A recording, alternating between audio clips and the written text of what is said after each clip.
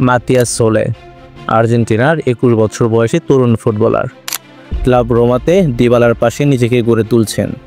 প্রথমে সমস্যা ছিল প্লেয়িং টাইম নিয়ে, তবে দিবালা ইনজুরিতে থাকায় নিয়মিত শুরুর একাদশে নিজেকে প্রমাণ করে যাচ্ছেন প্রতি ম্যাচে। কি নেই মাতিয়াস সোলের মধ্যে? যেমন স্পিড, যেমন বল কন্ট্রোল, তেমনি ড্রিবলিং, গোল স্কোরিং, বিশেষ করে ডি বক্সের বাইরে থেকে রকেট গতির ব্যাঙ্গার গোল দেখলেই যেন চোখ জুড়িয়ে যায়। ক্লাবে এত ভালো পারফরমেন্স করে পড়ো যদি মাতিয়াস সোলের জাতীয় দলে না ডাকা হয়, তাহলে তার সাথে বোধ হয় অনেক অন্যায় করা হবে।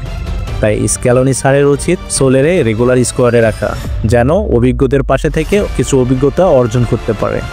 এই বিষয়ে আপনার মতামত কি? আমাদের কমেন্ট বক্সে জানাতে ভুলবেন না।